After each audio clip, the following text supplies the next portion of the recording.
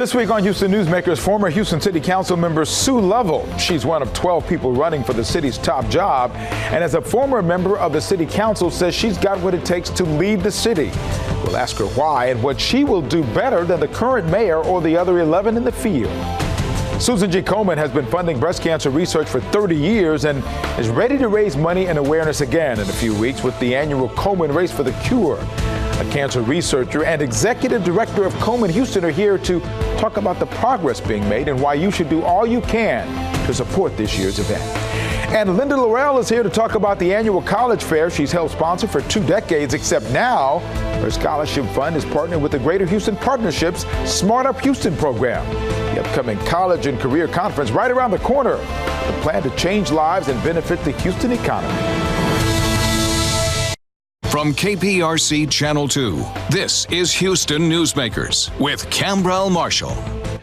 Welcome to Houston Newsmakers and our opportunity to introduce you to candidates running for the job of Houston mayor. You will recognize this morning's guest. Sue Lovell was a Houston City Council member for a number of years in the position 2 spot at large, and a campaign offering says that experience is one of the reasons she is the right person to lead this city. Let's talk about some of the specifics about why get back into politics. Welcome to Houston Newsmakers. Good to have you here. Thank you for having me. So why are you back in this game? You run off into the sunset, but now you're back. You wanted that top job. What made you decide to do this? Before we started, I want to say this week my prayers have been with the Houston Police Department and the officer that was shot, and we're so happy that he's going to be okay. Right. Thank you for that.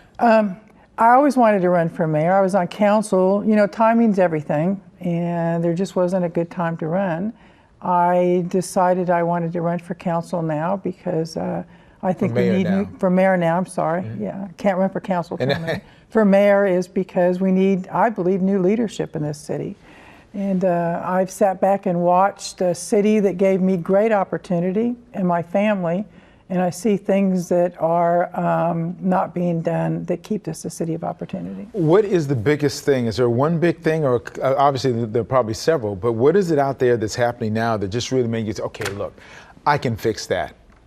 So, you know, being the mayor is about leadership. That's the big thing, leadership. And can you be a leader? Can you be an administrator? And can you take care of all the things in this city that need to be taken care of? I talk about, like, if you're on a ship, it's you have to walk that deck and you have to watch that panel all the time, 24/7. Very different than being a legislator. And I think that that skill set is not there, and that's why I'm running. I know because I served on council and I was in leadership positions. Mayor, Vice Pro Tem, chaired 3 big committees, served on Houston Galveston Area Council, Transportation Policy Council. I was part of 2 mayors, White and Parker, their leadership teams. So I know what good leadership looks like, and I have the experience to do so, and I am stepping up because I think that leadership is not there. What does someone who you are talking to, who's a voter, what do you tell them as a one specific thing that you focus on that you're going to make better that's not happening right now? Again, it's leadership. A couple of examples. The issue with the firefighters, that could have been resolved. It could have been. You know, a response to what I thought was a manufactured budget crisis is not to fire first responders and to not swear into cadet classes. On our city services, the garbage isn't being picked up. We've had to bring in private industry to help us. That has never happened that I remember in the history of this city.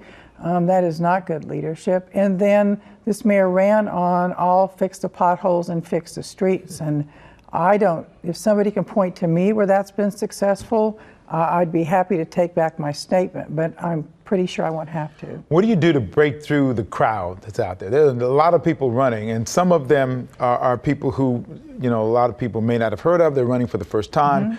But you have the incumbent, you have Tony Busby, who's spending millions of his own money, Bill King, who lost by just a percentage point last time, sitting council member Boykins. What do you do to break through that clutter to, I think the goal, a lot of people tell me strategically, is to make a runoff at this point, because it's not. I would say, yeah. I mean, there's just too many people, no one's going. It is the runoff. First, I think I have an advantage because I'm a woman. I'm really there are other couple women, but I'm the only woman with the real experience and leadership, I believed. So I think that distinguishes me. Number two, the fact I've served on council for 3 terms in big leadership positions. And the other is, I was very busy on council. We did a lot of big projects. People in the city know me and remember me, and they remember that they like my leadership skills and my style, which is to be a team leader, to use our district council members as a team and move forward, not just on my own make decisions and then go get 9 votes, which is what this administration does. So I'm a consensus builder. I work across all lines, and you can see my body of work from council that it's successful and people remember that, and I believe they like that leadership style. You have a little passion about this too, because when you got away from council, you could have very easily not gone back. You could have, but now you're watching the style that's in place right now in council, and that seems to me, from what I'm hearing from you, that bothers you that you're not seeing that kind of style being put into place to move the city forward. I could have run before. I'm raising my granddaughter since she was a baby. I didn't want to disrupt that. I wanted her to have that time before she went to school, and for me to have that time with her. She's in kindergarten now. So first, the timing is right. But I'm not the kind of person that's going to stand back, make cheap shots, complain, say I could do this or you should do this. Type of person that says, I believe I can do this, and step up and run and let the voters decide. You mentioned about the firefighters situation there, because Proposition B was involved with that. I want to talk with you about that more. We're going to do Newsmakers Extra because we knew we weren't going to be able to get all of this in, but it's great to have you come in and start this conversation about why people should vote for you coming up in this city election for the mayor's race, which is the best city in the United States of America. I think we can all agree on that. It is, and that's why I'm running. This city gave me such great opportunity, and if you want to learn more about me, you can go to SueLevelForMayor.com and or send us an email. We're happy to answer any of your questions. And I've gone on that website. You can find out a lot about Sue Level on that. And we're going to have more on Newsmakers Extra on click2houston.com. You can go to that website right now.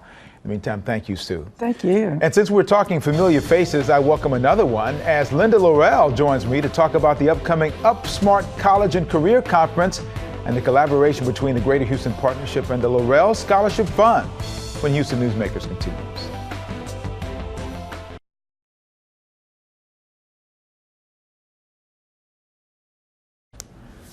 It was about 20 years ago when I first heard about the Linda Laurel Scholarship Fund, right as I started here at Channel 2, and I got to know Linda and her passion for education and belief that many students can succeed in college if given a chance. A college fair has been a way to connect students to the opportunities that are available to help them get in and stay in college, and now there's even more to it. A special good morning to my friend Linda Laurel, the co-founder of the Linda Laurel Scholarship Fund, and one of the few women who I can say, I love this woman. And my wife is okay with it, and her husband is okay with it. Because Lou knows how much I love you That's too. True, it's a good thing. It's a love fest here, but there's a lot happening with your scholarship fund. Now you're with the Greater Houston Partnership. That is the natural partnership, isn't it? So the GHP has an initiative, an Upskill Houston initiative, and we've partnered up with them. Upskill is all about helping students understand the full scope of job opportunities that are available in the Houston market. So we partnered with them, and this year we've taken our conference and we're calling it the Smart Up Houston College and Career Conference. And the career part is what's new part. Yes, that is the new part, because now what we're really trying to do is to help students connect the dots between what to study in college to get the skills that are required to fill actual jobs that are available now and will be in the future. And those jobs you talk about are not exactly chump change jobs. They pay good money. No. So obviously, we've done a great job as a society of telling kids, 4-year degree is the way to success. A lot of these kids are now coming out with a lot of debt and no job and no real clear direction for a career. What we're doing is expanding the breadth of the conversation, helping students understand that in many cases you can get a 2-year degree and with that degree get a job that pays $60,000, $70,000 a year. And they don't often hear that message, and then they don't know necessarily what those jobs are and what the skills are that are required to fill them. So what we're doing at the conference is we're going to have, obviously colleges will be there, but we are also having employers there. And we have an entire panel where we've got industry representatives. We have BMW, we have Texas Children's, we have HEB on this panel, talking about the breadth of opportunities that are available within those careers. You think HEB, you know, obviously, you know, it's the stuff where you go to the grocery store, but it's obviously a huge corporation. There are so many jobs available, multiple streams or silos within that one industry that kids don't know about. So it's really about helping them connect the dots, make a plan, and understand how they can have a fulfilling career that pays well. If you could just get a little bit more passionate about this, it would be Can helpful. you tell? You've been doing this. It's 28 years for the Linda Laurel Scholarship Fund, which you started because you saw kids who may be missing out on scholarships because of whatever, but now these kids are, quote, a little bit lower. So the mission is really to give scholarships and guidance to students who may have average grades because of circumstances that they were born into. So they have no control over what they were born into. Sometimes they might have to work. Sometimes they might have a parent in prison or on drugs, or, you know, just life gets in the way, and it prevents them from having to or being able to give all of their time and attention to academics. But they're smart and they deserve an opportunity. So, and I get swelled with pride because I just beat my chest on your behalf. 85% of your kids graduate college. $4 million you've raised. More than that. We're probably up to 4 million. About 4.3 or 4. And what I'm most proud of is that we now have 5 of our former scholars to whom we gave scholarships are now on our board of directors. Not only this, but one of the things that's really unique about your organization is that the kids who are Laurel scholars come back and they mentor other kids who are coming through as Laurel scholars. This is true. I mean, we are laying the groundwork now to be able to hand over the organization to the students that we've been helping all these years. And the scholarship fund has no debt. I mean, would you just go and you say, look, we're raising money? Every scholarship that we have ever awarded is fully funded and the money is in the bank. That's it. See, we don't give what we don't have. So that's why the amount is different from year to year. It depends on what our fundraising is, truthfully. Well, this partnership with the Greater Houston Partnership has got to help in all categories, not only for the amount of money you can get in, but how many kids you can touch. I'm excited to see where this partnership is going to go. I really am. So we're just at the very beginning of it. This is our first big conference together. It's exciting for Houston, and it's exciting for our young people. Did I tell you I love you? You're amazing.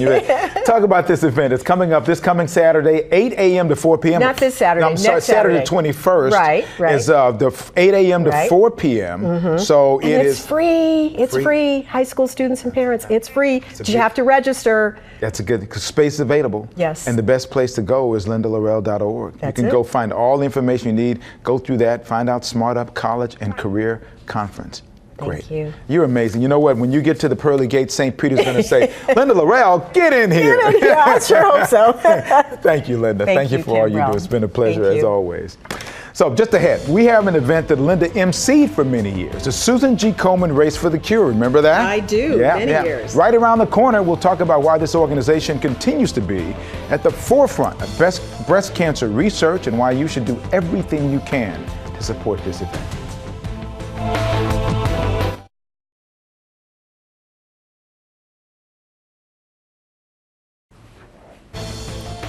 Mark this down on your calendar. Saturday, October 5th. That's the date of this year's Susan G. Komen Race for the Cure, when we expect to see thousands of women, men, and children walking and running to raise money for Komen Research to find a cure for breast cancer. It is not too late to sign up or get a team together to be a part of this difference-making event. Hope you can make that.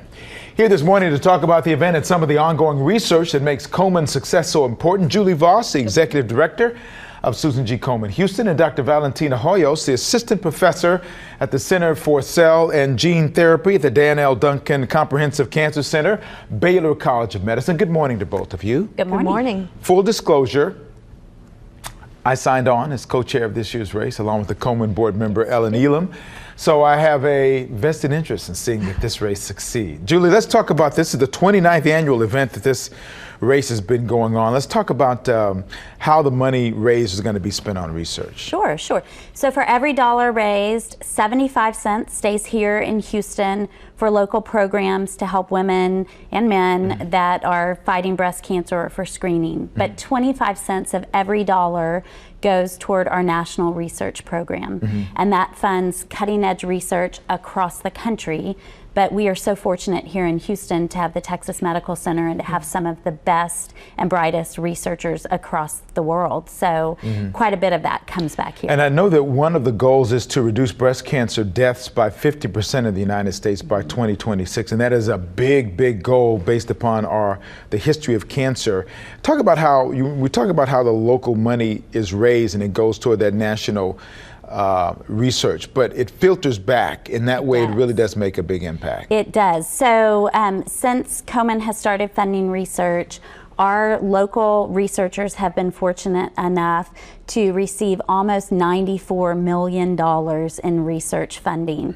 And that has funded 200 innovative grants that have looked at treatment and diagnosis for breast cancer. And Dr. Hoyos, you're in the business of doing that kind of research, are you not? Sure am. Talk about the challenge that you face. I mean, this is, when we talked about you're in the cell and gene therapy, that is a unique part of what goes into trying to research how these breast cancers work and how we can fight them.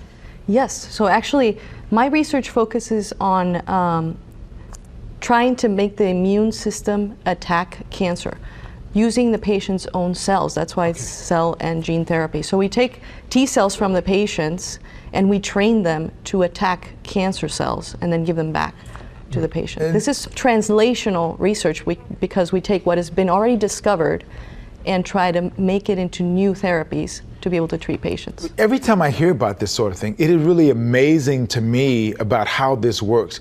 What was it that, was it a point where it was determined that that is a great way, instead of just fighting disease with chemicals and having people go through chemotherapy, this is another way to fight? Immunotherapies, have been really booming in the past 10 years for cancer treatments. And T cells have been found to be one of the main orchestrators of the immune system. But unfortunately, in cancer patients, for some reason, the immune system does not recognize the cancer as something strange. It doesn't attack. So we have to kind of boost the immune system, try to, in different ways, make it recognize that this is not a normal cell. This is a cell that I need to eliminate. What is it that keeps you optimistic about this? I mean, obviously it is groundbreaking, it is what we're doing, but it takes a long time, does it not, to get these things isolated and make progress in trying to find that cure? Absolutely, it takes a long time. And what keeps me motivated is that we have come so far. I mean, there are some T cell therapies that are already approved for different cancers. And so I think it's within the next 5 years we're going to see them approved for other cancers, including maybe breast cancer. That's my hope. We talked about, before we started taping, about how long this process takes. Someone who hears about breast cancer research and the kind of therapies that are going on, talk a little bit about why it takes so long to try to find the kind of progress that you're trying to find. So research in general has different phases. The first is basic research, which is very important. This is where the discoveries come. They're investigators in the lab trying to understand what's unique about cancer and what molecules are there, what pathways drive this division of cells that is not controlled. With everything that is discovered in the basic research, then comes translational research, which is where I focus on, which is, out of these things, how can we make a new treatment or new therapy for patients? And that's it's done in the lab, but it's also done maybe in animal models in some cases. After that come clinical trials, and these are phase 1, phase 2, and phase 3. The first phases are just to make sure that this therapy is safe. And then the phase 3 is usually multi-center, many patients, to be able to see if it actually works. And so this whole process takes about 10 years. Right. We're making it shorter and shorter because of funding from institutions that help us make it go, faster. And that's what I wanted people to know, get a sense about that. That's why Coleman comes into play, and that's why this event comes up. That's why it's so important that people get out and support. Talk about the race itself and what we can expect on race day, and people can come out and just really want to be involved in it. Yeah, so it's an awesome, fun day. You can come out, you can register even the day of the race. Registration will open at 6, and then the race starts at 8.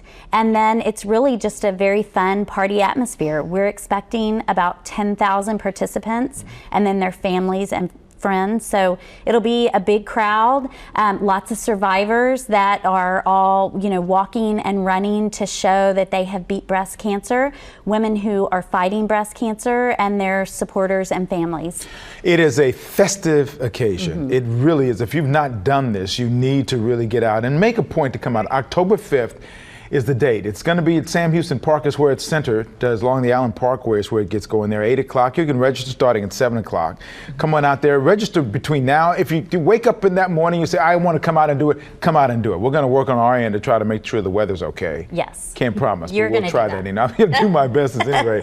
October 5th is the date. Mark that. Get out and support. You can get on my Facebook page. I'll have some information. You can support the team that Channel 2 is going to have out there as well. Julie, Dr. Hoyos, thank you. Thank you. For what you do. Thank you for coming out. We look forward to all of you joining us on that morning. Hope you'll join us on October 5th. Thanks. Final thoughts and a look ahead to next week when we come right back.